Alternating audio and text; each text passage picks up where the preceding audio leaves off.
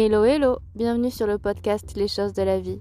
Les choses simples sont belles. Profitons pleinement de chaque instant précieux que nous offre la vie. Si tu es ici, c'est parce que tu veux des tips pour profiter pleinement de chaque instant. Alors, j'espère que mon contenu te plaira et je te dis à très vite. Aujourd'hui, on va parler de phobie. Oui, parce qu'en fait, on a soit des peurs irrationnelles, soit des peurs liées à notre enfance et on a du mal parfois à les surpasser. Il y a certaines peurs qui peuvent être surmontées avec de la patience et beaucoup de travail sur soi-même. Je vais plutôt parler par exemple des peurs liées aux insectes, aux petites bestioles par exemple. Moi par exemple quand il pleut, il y a beaucoup de lombriques qui sont au sol ou même des limaces quand c'est humide. Et moi j'ai peur de ça. Alors ça s'appelle l'enthelmophobie, c'est la peur de tout ce qui est corps caverneux, tout ce qui est voilà, un petit peu dégoûtant à voir, mais ce sont des choses essentielles pour la biodiversité et la vie. Donc moi je vous invite en fait à faire un gros travail en fait d'exposition. En fait d'ailleurs en fait quand je vous parle là je suis sur un parking et il y a un verre qui vient de se faire écraser en fait et l'autre moitié de son corps est en train d'agoniser. C'est magnifique à voir. Non mais pire que ça, en fait, si je vous en parle aujourd'hui, c'est parce que à un moment donné, ça peut devenir handicapant pour vous. Hier encore, il a beaucoup plu et il a fallu que j'aille au self pour manger. Et je me suis retrouvée plantée pendant 15 minutes devant le bord du chemin parce qu'il fallait que je fasse 500 mètres à pied, mais que sur les 500 mètres, tous les mètres, il y avait des lombriques de 25 cm de long, de l'épaisseur d'un crayon. Alors habituellement, je n'ai pas de difficulté à les esquiver quand ils font voilà, 5-6 cm, maximum 10. Mais là, 25 cm, c'est horrible. Ce matin, voilà, il y en avait encore un de 30 cm. Juste en ouvrant ma porte d'immeuble. Donc celui-là par contre je l'ai bien esquivé, donc je suis contente, j'ai réussi à travailler sur ça. Mais c'est pour vous dire que c'est important finalement de travailler vraiment sur vous, parce que sinon vous allez vraiment être handicapé toute votre vie et c'est pas bon en fait, même pour votre développement personnel. Moi je pense par exemple à ceux qui sont arachnophobes et qui, voilà, il y a des araignées partout, même dans des endroits sains, c'est très bon pour votre maison, pour qu'il y ait moins d'insectes. Les araignées, franchement, elles sont inoffensives pour vous, elles sont offensives pour les petits insectes de maison et c'est très bien ainsi, c'est pareil. Les lombriques sont très très bons pour oxygéner le sol, pour qu'il y ait de la biodiversité, pour que les oiseaux puissent se nourrir.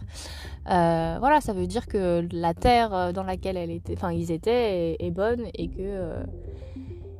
et que voilà, c'est bon pour la planète. Donc il faut juste imaginer, par exemple, je sais pas si vous avez peur des serpents, vous visualisez donc soit un serpent, un orvet, voilà, quelque chose qui soit un petit peu plus long et un peu plus offensif par contre, mais imaginez par exemple que cet animal ce reptile a des pattes et des bras.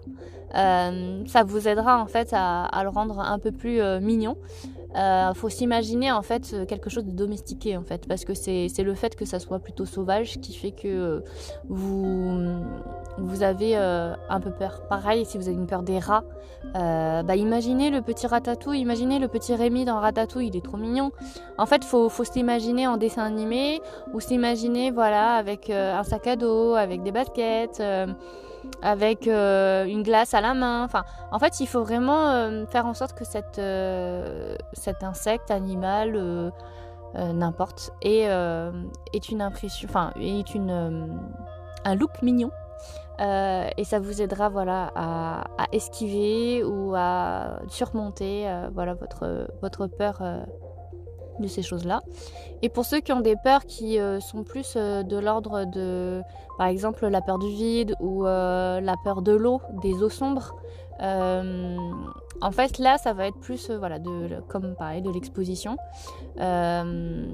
En fait ce qu'il faut s'imaginer parfois c'est de s'exposer longuement en fait, d'abord par l'observation et ensuite sans que ça vous paralyse bien sûr, mais par exemple si c'est les insectes, il faudrait réussir à les mettre au creux de votre main. Il faudrait par exemple alors pas jusqu'à vous verser sur la tête, mais ça peut aider. Mais par exemple, si c'est la peur du vide, commencez par faire un peu d'acrobranche. Alors pas très haut, la partie enfant. Pour ce qui est de l'eau, en fait, il faut commencer par des eaux claires. Ça peut être plutôt des rivières ou des ruisseaux avec un courant un peu plus fort parce qu'au moins l'eau est beaucoup plus transparente et du coup vous pouvez y aller. Et petit à petit vous vous orientez vers des lacs où l'eau est un peu plus sombre. Parce que je sais qu'il y en a qui ont cette peur là de se noyer ou cette peur d'être happé par les profondeurs, mais ça peut être lié par exemple à l'enfance où vous avez peut-être perdu un être cher qui s'est noyé et ça vous a provoqué cette peur là par la suite. Donc je vous invite à travailler sur ces choses-là. Il y en a qui ont peur des fruits, il y en a qui ont peur des cailloux, il y en a qui ont peur... Il y a tout un tas de peurs et faut pas avoir honte. C'est pas une honte d'avoir peur de quelque chose. Chacun a des peurs différentes et il faut juste déjà faire l'acceptation de réaliser que vous avez peur de quelque chose mais que ce n'est pas grave. C'est des choses que vous pouvez apprendre à surmonter avec le temps. Et par contre, c'est d'arriver à se dépasser. Parce que si vous restez dans votre peur, vous allez être bloqué. Et là, par contre, c'est pas bon. Donc vraiment, essayez de travailler sur vos phobies. Ce sera bon aussi pour vous, pour votre développement personnel et pour arriver aussi à être plus serein et à devenir meilleur, tout simplement. Mais prenez le temps. La patience, elle fera son travail.